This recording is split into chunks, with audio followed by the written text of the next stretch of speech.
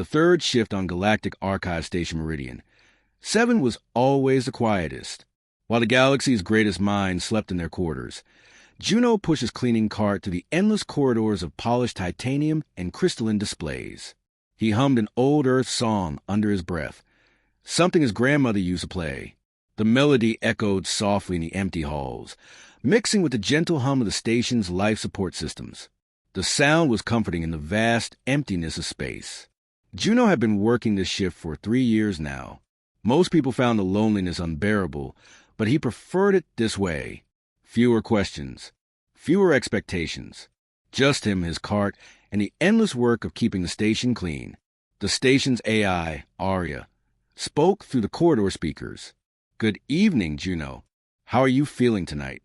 "Same as always, Arya. Ready to work," Juno replied, stopping to wipe down a display case containing an ancient HFY War banner. The blue fabric still looked vibrant despite being over 1,000 years old. "The temperature regulation in Section 7 is working perfectly now," Arya said. The archivist stopped complaining about the cold. Juno smiled. "That's good.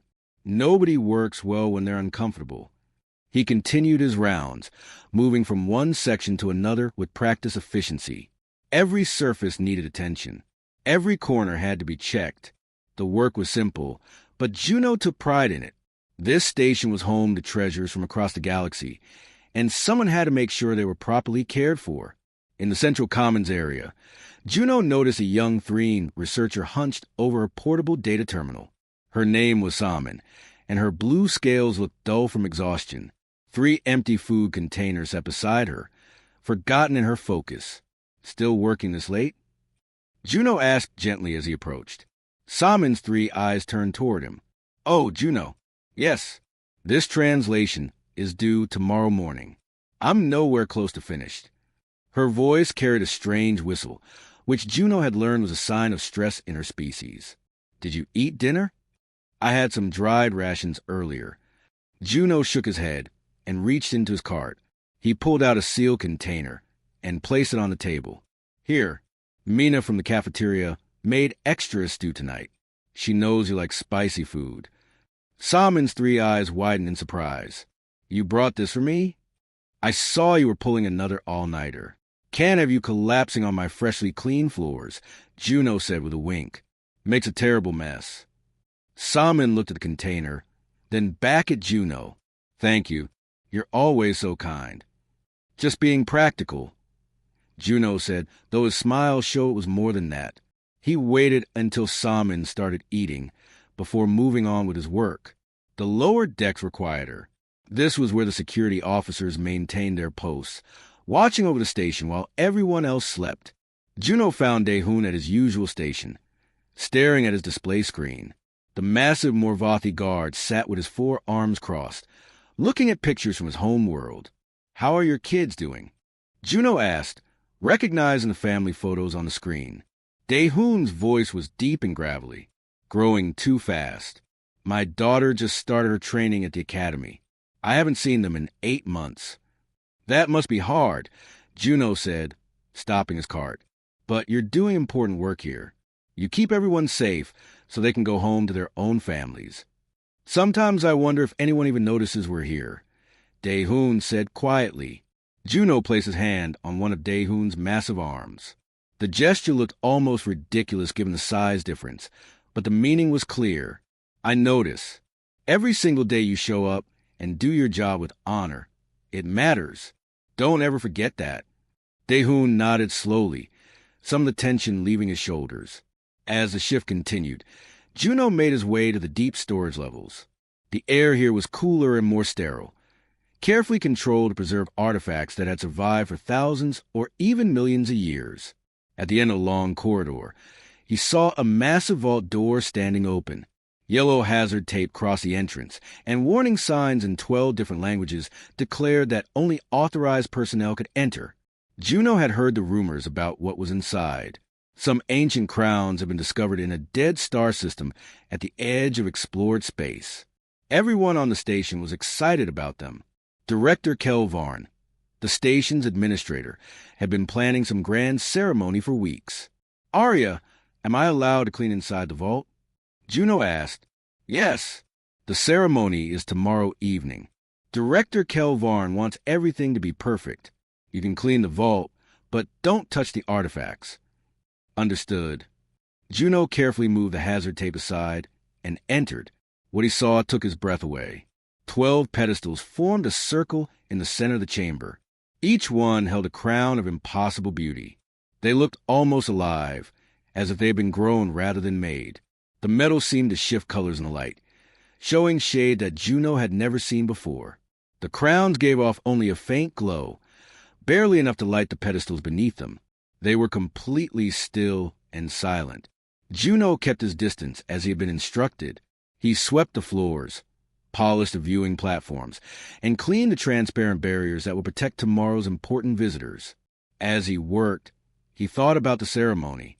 Generals, scientists, and nobles would come to stand before these crowns, hoping to be chosen for something special. Juno smiled to himself. It would be interesting to watch, even if he would only see it from a distance. He finished his cleaning, took one last look at the beautiful crowns, and quietly left the vault. Tomorrow would be a very interesting day indeed. The next evening arrived with great excitement on Station Meridian 7. Juno adjusted his cleaning uniform and tried to stay invisible in the maintenance corridor. The vault level had been transformed into something magnificent.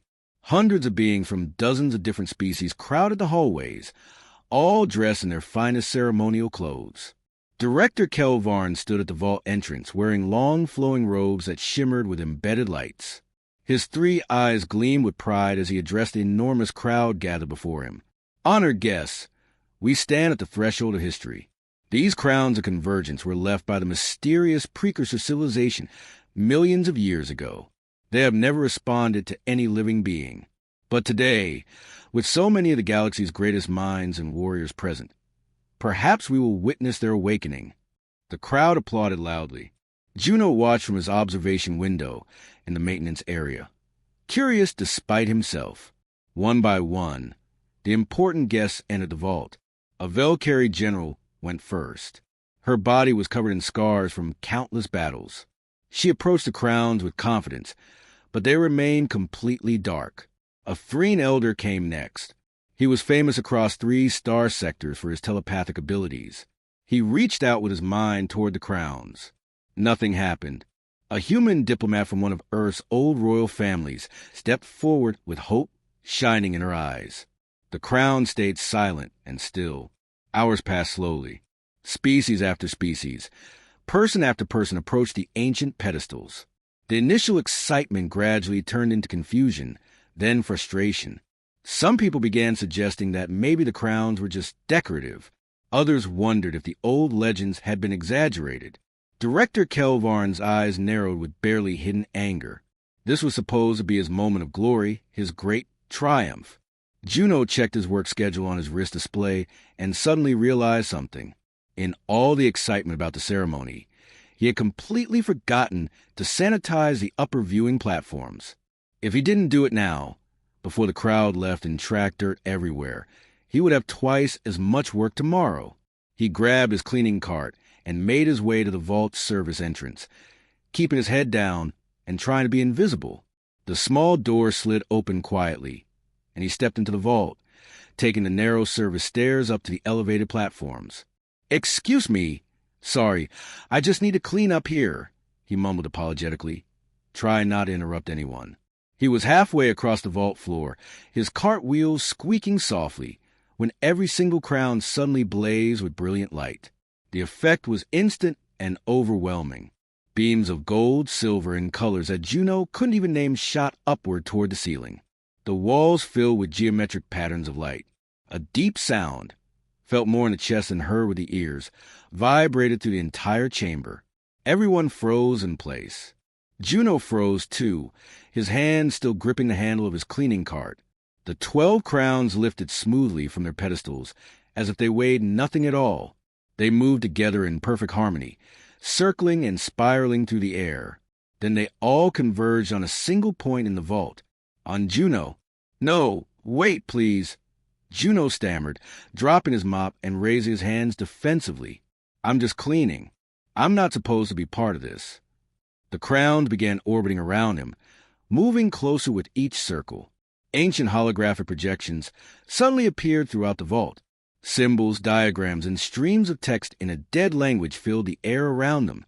Director Kelvarn recovered from his shock first. Guards, grab him. He has contaminated the artifacts. But Dahun, the Morvathi guard who stood at a security post, didn't move.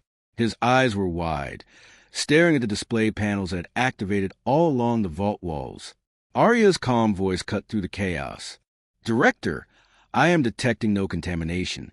The artifacts are responding exactly as the precursor protocols indicate they should. They are choosing. Choosing. Kelvarn's voice rose higher. Choosing what? That man is just a janitor. The crown settled into position around Juno, hovering at different heights around his body. They were still glowing with bright inner light. One by one, they pulsed, and with each pulse, more holographic displays activated throughout the vault. Samin, the young Threen researcher, was working frantically at her data terminal. Her three eyes darted between multiple screens. Director, the translations are coming through. It says, the unifier has been found. The one of worthy heart recognized. Worthy? Kelvarn strode forward angrily, his robes billowing behind him. That's impossible. Run a complete diagnostic. This must be some kind of malfunction. But the crowns didn't waver or flicker. They remained perfectly fixed around Juno, who stood trembling in the center of the vault, looking more confused than anyone else in the room. I don't understand, Juno said quietly. I was just trying clean. One of the crowns drifted closer to his face. For a moment, Juno could see his own reflection in its metallic surface. He looked exactly like what he was, a tired middle-aged man in a janitor's uniform, holding a mop, completely out of place among all this galactic royalty. And yet, these ancient artifacts from a civilization that had mastered the stars 2 million years ago had chosen him. The vault descended into chaos. Scientists shouted competing theories at each other. Guards drew their weapons nervously. Director Kelvarn's face had turned an unhealthy shade of purple. Get those crowns away from him, the director commanded loudly. A Morvathi technician approached cautiously, reaching carefully for one of the hovering artifacts.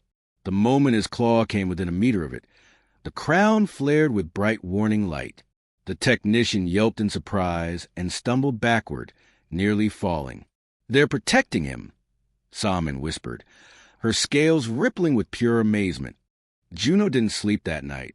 He sat in his small quarters, a single room with a bed, a desk, and a small window overlooking the curve of the station, and stared at the crowns. They had followed him here, of course. They always followed him now. Arya, he said quietly into the empty room, tell me about the precursors. The real story, not the legends everyone tells. Arya's voice filled the small space gently. They were magnificent. They spanned entire galaxies, mastered different dimensions, and created wonders we can barely understand today. And they became arrogant. When the Devourer Swarm first appeared, they sent their greatest warriors to fight it. The swarm consumed them all.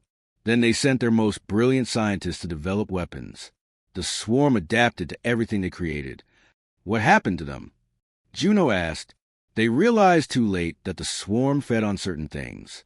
It fed on ambition, on ego, on the desperate desire for glory. Every weapon they designed to prove their superiority only made the swarm stronger. In the end, a single precursor, a gardener named Telesh, discovered the truth.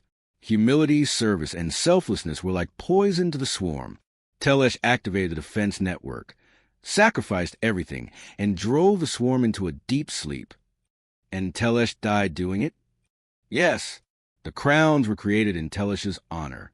They were programmed to find someone like Telesh, someone who would choose service over glory. Juno looked down at his hands. They were rough and callous from years of manual labor. Small scars covered them from 100 minor accidents over the years. I'm not that person, Arya. I'm not selfless at all. I took this job because I wanted to be alone, because I lost my daughter and couldn't face living on Earth anymore. I help people because if I don't stay busy, I think too much about what I've lost. Perhaps that's exactly why you're worthy, Arya suggested softly. You continue to choose kindness despite your pain, not because you're naturally virtuous, but because you choose it every single day. A knock on the door interrupted their conversation. Dahoon entered first, his massive frame barely fitting through the doorway. Behind him came Salmon, Mina from the cafeteria, and about a dozen other station workers, maintenance crew, junior researchers, and cargo handlers. We heard you're thinking of refusing, Dahoon said in his deep voice. I don't know what to do, Juno admitted honestly. I'm scared. We understand, Salmon said, settling onto the floor with her legs folded beneath her. But we wanted you to know something important. Whatever you decide, we're with you. With me? Juno looked around at all the faces watching him. Mina stepped forward, her expression warm. You've helped all of us at some point. Not because you had to. Not because it would benefit you in any way. You did it because you saw us as people, not as our jobs or our ranks. The director and his council, Dahoon added, they see you as a tool, a key to unlock precursor, weapons they can control for themselves. But we see something different. We see the same person who's been here all along. But I'm not a leader, Juno protested weakly. I don't know how to command fleets or make strategic decisions. Maybe that's exactly the point, said Jaiwu, a young human cargo handler. Maybe we've had enough leaders who wanted power for its own sake. Maybe we need someone who actually understands what it means to serve. The next morning, Juno stood before the council again. His legs felt weak, but he forced himself to stand straight. Director Kelvarn waited impatiently at the head of the large table, his 3 eyes fixed on the janitor standing before him. Well, the director demanded sharply, have you made your decision? Juno took a deep breath, feeling the crowns pulse gently above his head. Yes, I'll do it. I'll help activate the defense network and prepare for the swarm's arrival. Relief washed over several faces around the table. Kelvarn smiled triumphantly, already imagining the glory this would bring him. But Juno continued firmly, I have conditions. The smile disappeared from Kelvarn's face instantly. Conditions? You dare make conditions? I won't be anyone's puppet, Juno said, his voice steady now. If I'm doing this, it has to be my way. No political games. No using the precursor network for territorial gain. No exploitation of the technology. We focus solely on stopping the swarm. Nothing else matters. You're in no position to make demands, Kelvarn snarled, his face darkening with anger. Actually, Director, Arya interjected calmly, he's in the only position to make demands. Without Juno, the crowns are completely useless. Without the crowns, we have no defense against the swarm. A Valkyrie admiral leaned forward in her seat, her scarred face thoughtful. What exactly do you need, Juno? A team, Juno said, but not your decorated generals or political appointees. I want the people who actually do the work, maintenance crews who keep things running, junior researchers who haven't become jaded yet, security officers who still remember why they took the job in the first place. You want to offend the entire galaxy with janitors and technicians? Kelvarn laughed bitterly, the sound harsh in the quiet room. I want people who understand that every job matters, Juno corrected. People who know that there's no glory in survival, just hard work and dedication. Dahoon stepped forward from his position by the wall. I volunteer to serve on his team. As do I, Salmon added quickly. And I, said Jawu, the young cargo handler. One by one, the overlooked workers of Station Meridian, 7 stepped forward. They weren't the strongest or the smartest or the most decorated, but they were people who understood what Juno understood, that real work happens in the background, done by people who never expect recognition. Juno felt something shift in his chest, like a weight lifting. The crowns pulsed brighter, responding to his decision with warm light. Fine, Kelvarn spat angrily. Take your ragtag crew of nobodies. But when this fails, remember that the blood is on your hands. If this fails, Director, Juno said quietly, meeting the alien's angry gaze, there won't be anyone left alive to assign blame. The first precursor gate activated 3 days later.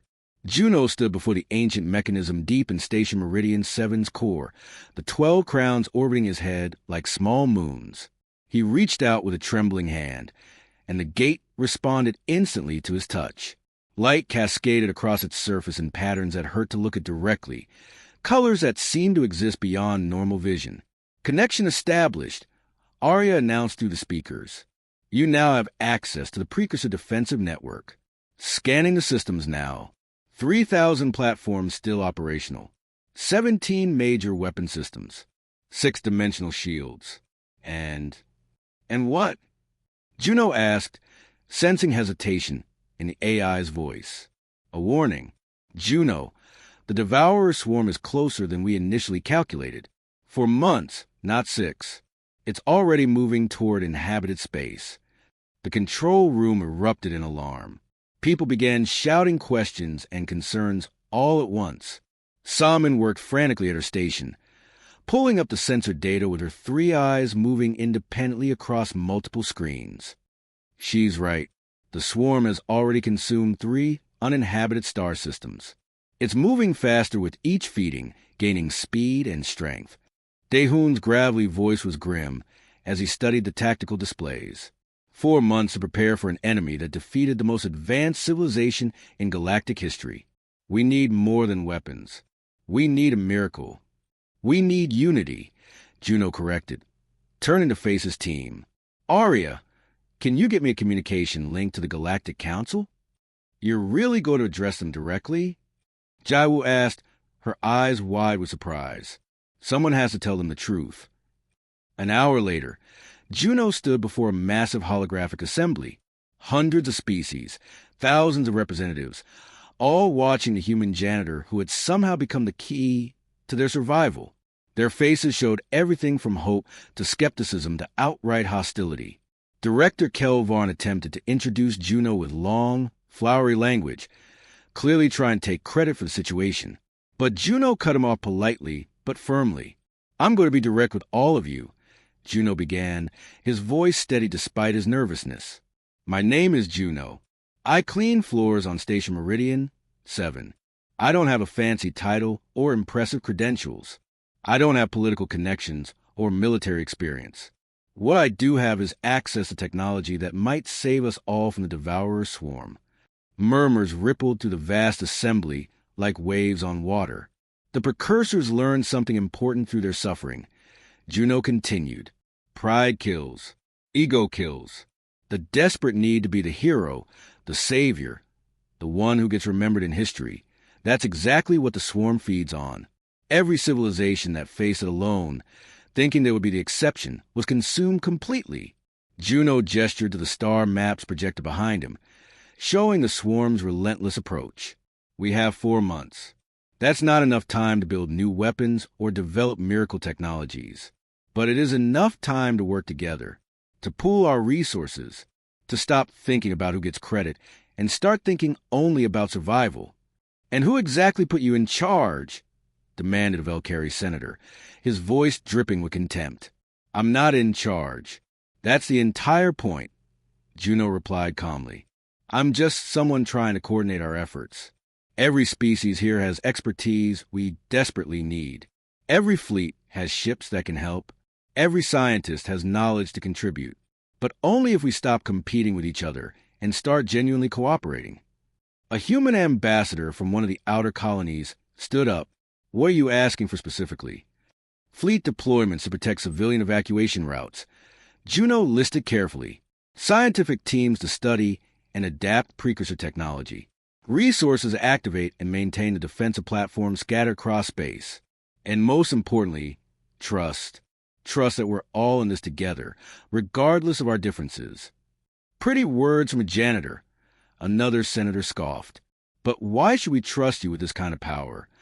Juno smiled sadly, the expression making him look older than his years. Because I don't want anything from you except your survival. I'm not building an empire. I'm not seeking glory or trying to make history. After this is over, assuming we survive, I plan to go back to mopping floors. That's all I've ever wanted, a simple, quiet life. The assembly fell completely silent. The honesty in his words was undeniable. Finally, the Valkyrie admiral who had been present when the Crowns first chose Juno spoke up. I believe him. He spoke truth when no one else would. I vote to commit our fleets to his coordination.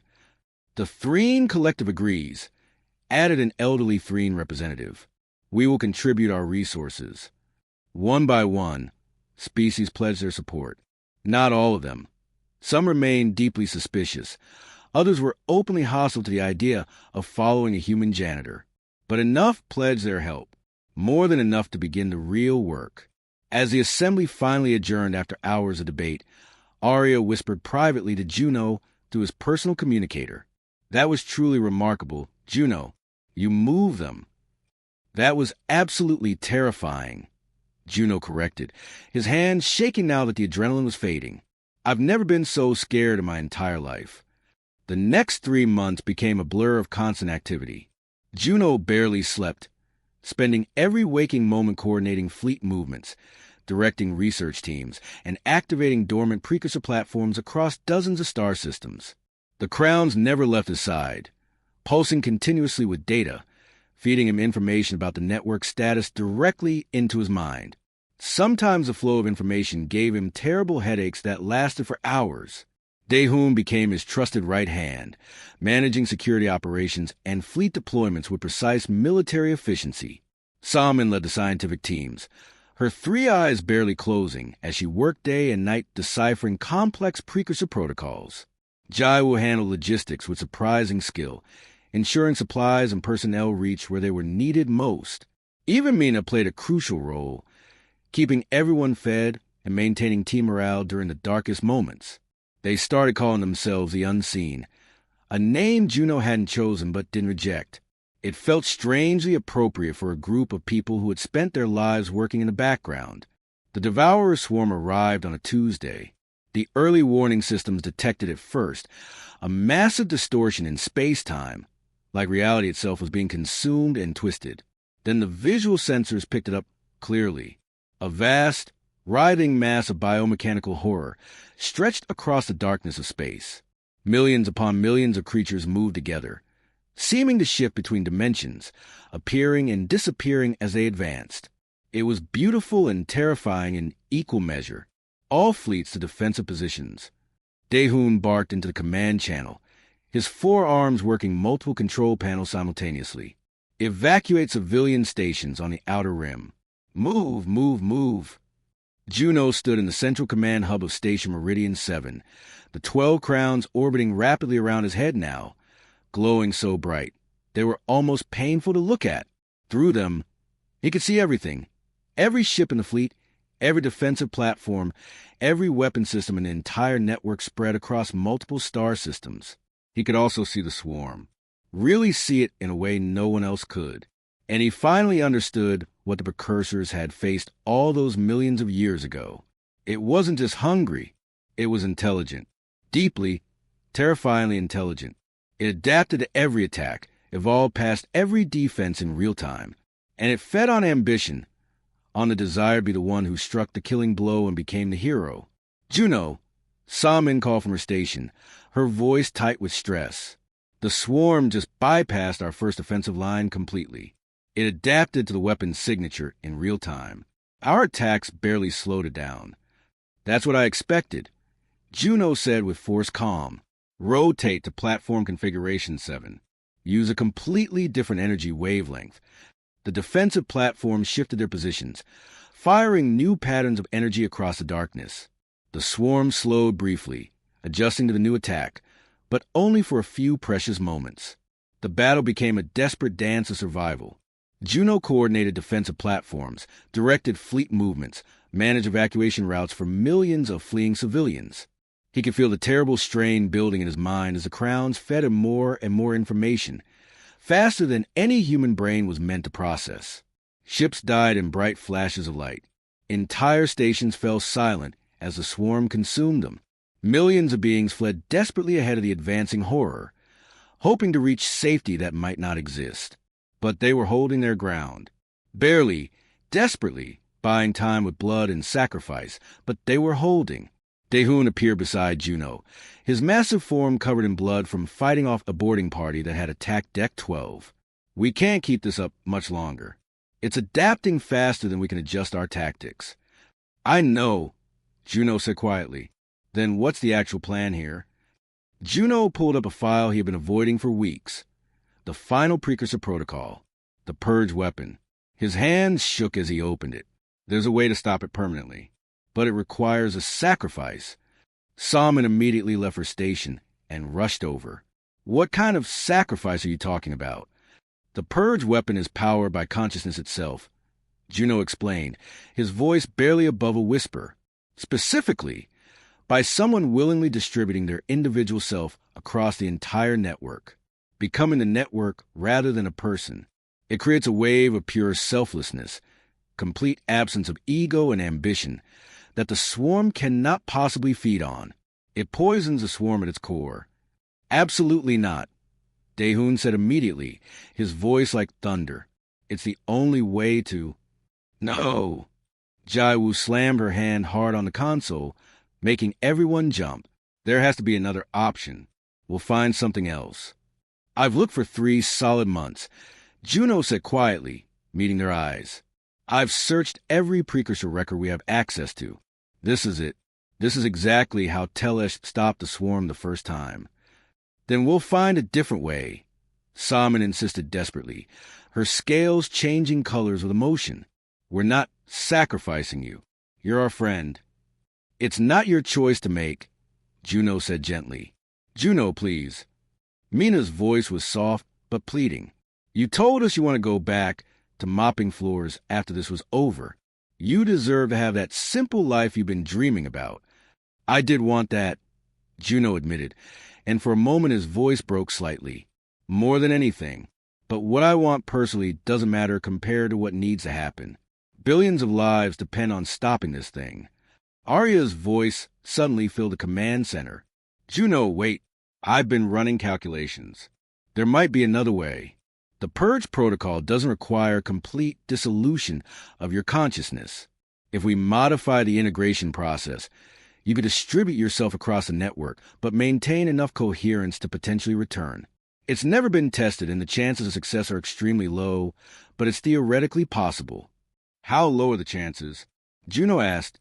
Approximately 8%, Arya admitted. That's not much of a chance, Daehoon said grimly. It's better than 0, Juno replied. He looked around at his team, these people who had become his family over these desperate months. I'm sorry. I know this isn't fair, but I need you all to promise me something. What?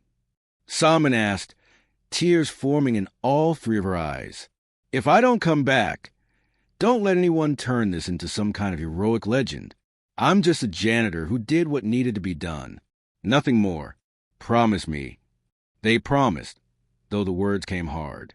Juno took his position at the central node of the network. The crowns moved into their final configuration, forming a perfect sphere around him. He could feel the vast power of the precursor technology flowing through him now, burning through his consciousness like fire. Initiating Purge Protocol, Arya announced. Juno, this is going to hurt. I know, Juno whispered. Do it.